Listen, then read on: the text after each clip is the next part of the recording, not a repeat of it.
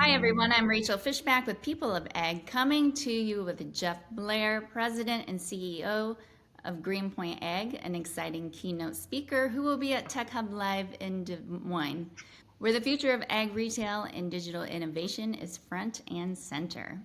Right now, ag retailers are navigating some of the toughest headwinds we've seen in years. From skyrocketing equipment costs and rising interest rates to volatile input prices, low commodity returns, and global tariff uncertainty, the pressure is on. Jeff, thank you for joining us. It's a pleasure to be here. Thanks for having me. Jeff, you're leading one of the best ag retailers in the country. What's the biggest challenge you're helping farmers navigate right now? Yeah, no, I appreciate it, and thank you for the compliment. Although we're just trying to do our job sort of every day. I think the most obvious one that jumps to mind right now is profitability. You started off in your introduction talking about a lot of those headwinds that our growers face, and I like to say that look, if the growers aren't making any money, nobody in the entire egg supply chain is going to make a lot of money. The math just simply isn't going to work, and so really, our job fundamentally is to help our growers succeed. And so how do we work with our growers every single day to try to get them to help them be profitable? They're obviously working on that, but I think there's a good, I don't want to call it tension there, but obviously we're in the business of selling things to our growers or providing services to our growers. But how do we provide it to them in a really tough economic environment that we haven't seen in a number of years? And having those conversations probably more around profitability and what they can afford to do, what works for them, right? We obviously want them to invest a lot in their crops. They may or may not have it. So I really think it focuses primarily on profitability and helping them do that. And what are the best agronomic practices to do that? What's some of the technology, obviously, we're going to talk about at Tech Hub, that they may be able to take advantage of. We've had a number of weather challenges, certainly in Arkansas and Missouri and sort of West Tennessee in our region. Has had a very, very rough spring. We were still planting, they're still planting right now, and we're in the South. And normally that's long since gone. And I think the last one maybe is really around credit. It goes back to sort of that profitability. But, farmers out there, credit's a real deal, and having to have open and honest conversations with growers around sort of, credit and how we can work through some of those challenges that they're facing, and that obviously we need to get paid and we've got to pay our suppliers as well. So you put that all together, and there's a number of tough headwinds out there. AI automation, digital agronomy, so much is coming at ag retailers. Where do you see the real value today? I think for me, it starts with conceptually understanding the difference between data and then information and intelligence. I spent early part of my career as a military intelligence officer, and we always talked about, data is just bits, numbers, and they got to get turned into information. And information is something that informs people, or with AI, a machine. And then ultimately that gets turned into intelligence, which is helping make decisions, somebody make a decision. Right. And when I think about where we are in this transformation, we talk about artificial intelligence all the way over here of a machine helping us and making decisions for us. But really, it's between getting good data and getting really good information is where I see a lot of the actual impact today. I think in the next 5 years, we're going to see that shift from information becoming to intelligence. But I think as a general rule, we're not there yet. We still want humans to make the intelligence, take the information and make the decisions and act on it. And so I think that's really where we're focusing is how do we better inform our people so that they can work better with growers to make ultimately better decisions. I don't really see AI in the very near term of taking out the decision. It's more of an augmentation and better informing our people. They talk about, is AI going to replace people? And I always say, look, I don't know who said it. I just quote folks. AI is not going to replace people, but people who use AI are going to replace people who don't. And so we really look about how do we better inform our people. I fundamentally believe if you give people the right information in the right way, they're going to make the right decision 99% of the time. You got to trust your folks. And we've certainly found that over the last 5 years here at Greenpoint. Do you see a lot of people not utilizing data, or what would be the percentage of the people really utilizing the data that they're getting from all of the apps that they're using? Yeah, it's a great question. I mean, I think there's a couple of things. One is the quality of data, right? Garbage in, garbage out. And this is a new thing of like, what is the actual ability of a system to pull data The big issue right now is we've got a whole bunch of different systems that can gather all of this data, but in terms of processing an amount, so the quantity of information that's coming in has grown exponentially. The ability to process it and turn it into useful information is still a struggle, right? So what happens is everybody goes, oh, I need more data, I need more data. Actually, what you need is more information, better information, right? And sometimes it may be less data that gets turned into better information. So I think people sometimes just talk about data, but they don't necessarily, data is not particularly useful until you turn it into something like information, which ultimately leads to intelligence. I don't know if I'm making any sense here, but I think people are hesitant. When I think about AI, yes, I can use ChatGPT to write some great, memos or emails or a nice, birthday card to somebody, and it's really cool. But in terms of getting it to be very, very useful for the business, I think we're very much in the infancy stage. People are starting to play with it, but it's sort of overwhelming, and I'm super interested in it, and it's even for me gets intimidating. I mean, you're totally making sense. For me as a farmer, it's hard to utilize all of that data and then understand it. And then the next step is utilizing it on your farm, I would say, from a farming perspective. I mean, I think that's right. I think of it as like sort of stacking information, right? So you're going to have this information around, hey, here's what my soil map looks like, right? If you've done some soil testing, and then you have your as applied map, and then maybe you've got some different information. Maybe you did variable rate seeding. There's all of this stuff, and it just stacks and stacks and stacks and stacks. You got to sort of line all that up in order to start to be able to make better decisions around how you can farm better. And I think that's actually really, really difficult. And I think that's a role that retailers can help for farmers. I call it like Geek Squad for farming, right? Because if you think about, when new technology comes out, you're like, oh, I remember back in the day with the VCR, right? Like everybody's like, I don't know what to do with this thing. Well, you get the teenager. I was the teenager at the time that can figure out the VCR. But you've got to do that on steroids today as a grower. There's so many things that a grower has to contend with today.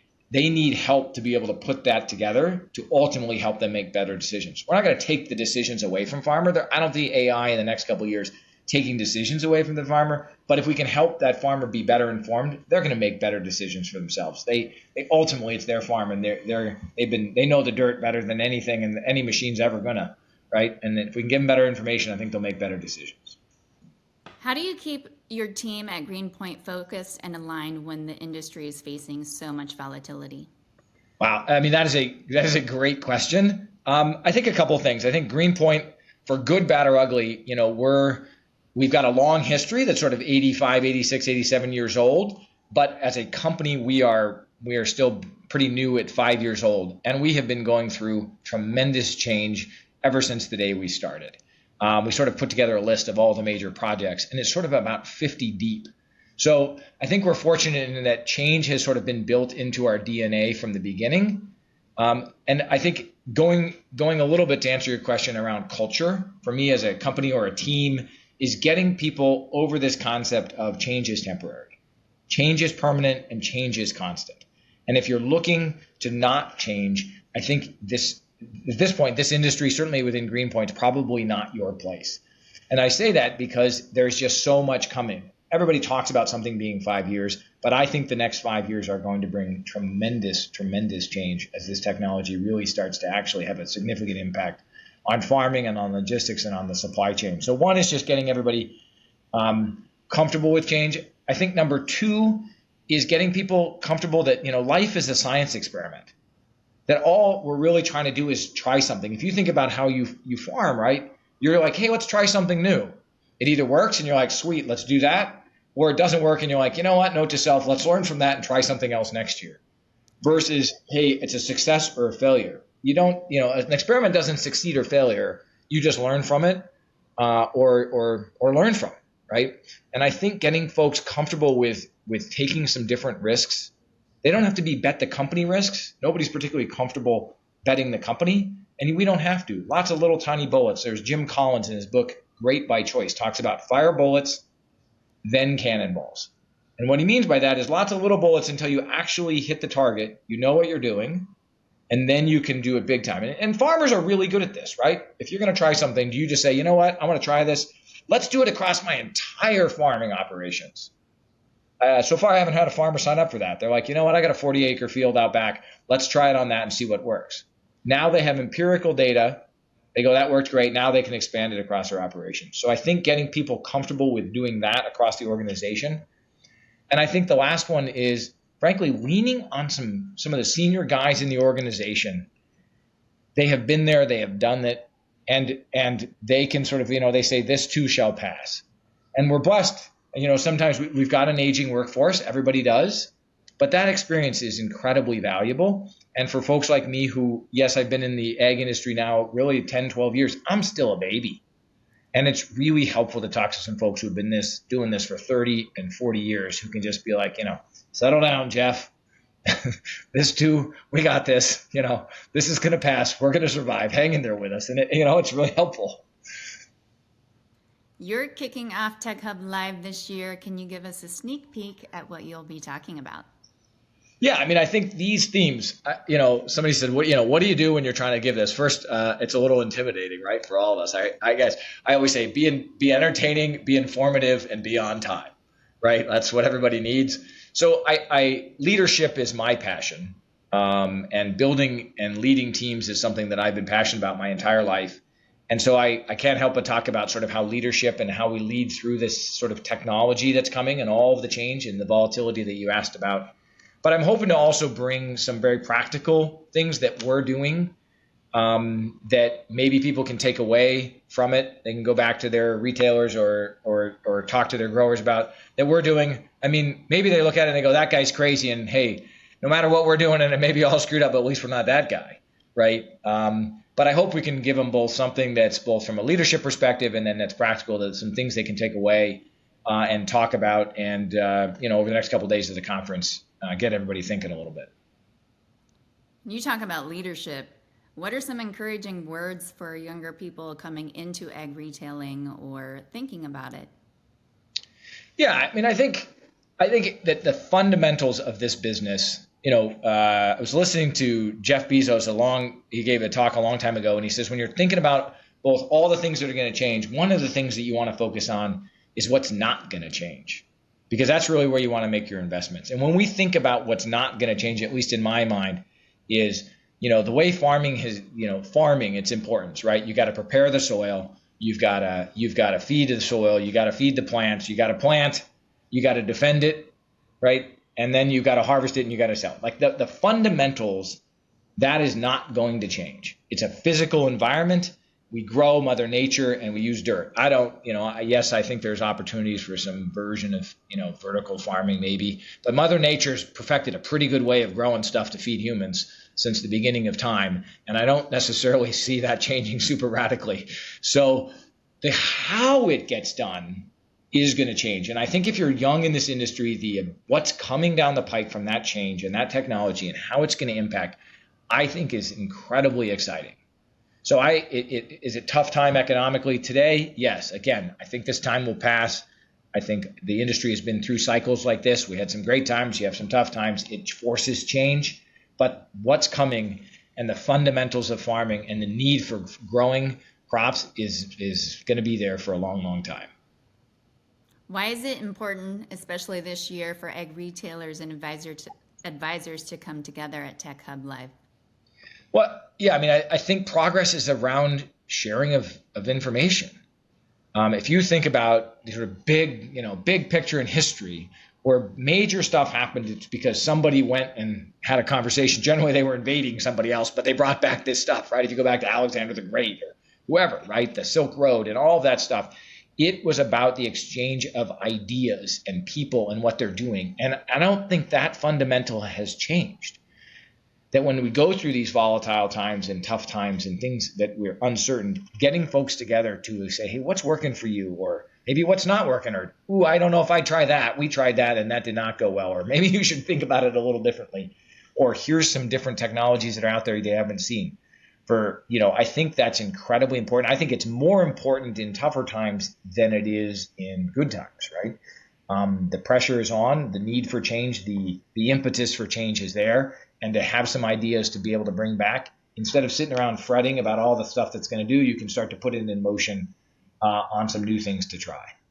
For those people that kind of struggle with networking or talking in person, what are some words of encouragement to not be embarrassed to share your struggles, positives? What would you tell those people coming to the show?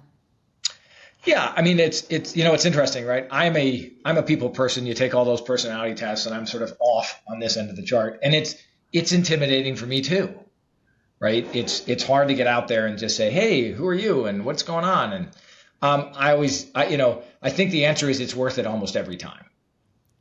That it's worth taking that risk.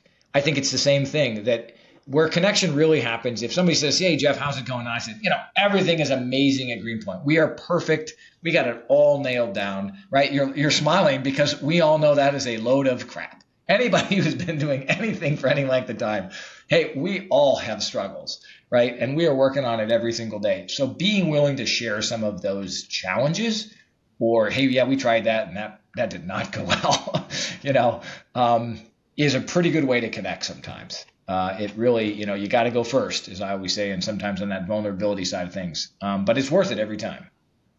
What are you most looking forward to at this year's event in Des Moines?